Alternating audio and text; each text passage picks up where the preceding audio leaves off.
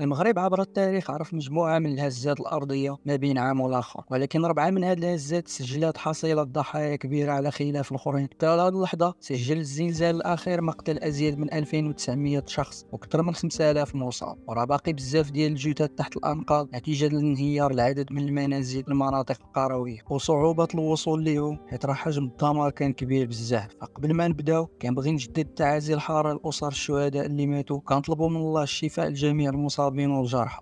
أعنف الزلازل اللي ضربت المغرب في السنين الأخيرة كيجي في المقدمة ديالها زلزال أكادير 1960 واللي عرف حصيلة ضحايا كبيرة وبلغت شدة الزلزال 5.8 على مقياس ريشتر. حصيلة القتلى كانت هائلة، قدرت ما بين 12000 و 15000 شخص، جرح قرابة 12000 آخرين و35000 شخص تشردوا. هاد الزلزال غيحدث دمار واسع في المدينة، وصل قرابة 70% من المرافق والبنية التحتية ديالها، وتسبب كذلك في ارتفاع درجة الحرارة اللي خلت الجثث يتحللوا بسرعة وانتشرت رائحة كارهة، الأمر اللي خلى الجيش الفرنسي والأمريكي يرشوا مواد مطهرة والمبيدات للحد من التلوث والأمراض. سنة 1969 ضربت واحد الهزة عنيفة دولة البرتغال ووصل الصدى ديالها حتى للمغرب، وكان المركز غرب مضيق جبل طارق قوة 7.8 على مقياس ريشتر. سجلت وفاة 11 شخص في المغرب، وكانت الأضرار اللي لحقت بالمباني خفيفة والبعض منها طاح على السكان. سنة 2004 هزة أرضية غتضرب مدينة الحسيمة بقوة 6.3 على مقياس ريشتر وتسببت في سقوط عدد كبير من الضحايا، وتعتبرت هذه الهزة من أعنف الزلازل اللي ضربت المغرب. وصل عدد القتلى نحو 630 قتيل وإصابة 926 شخص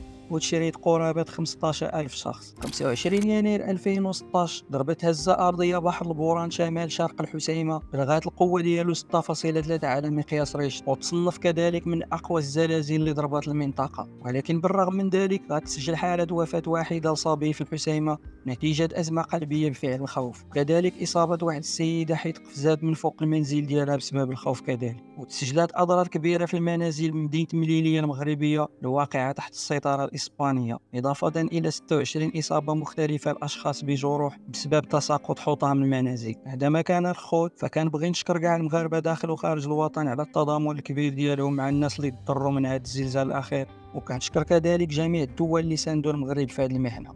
الله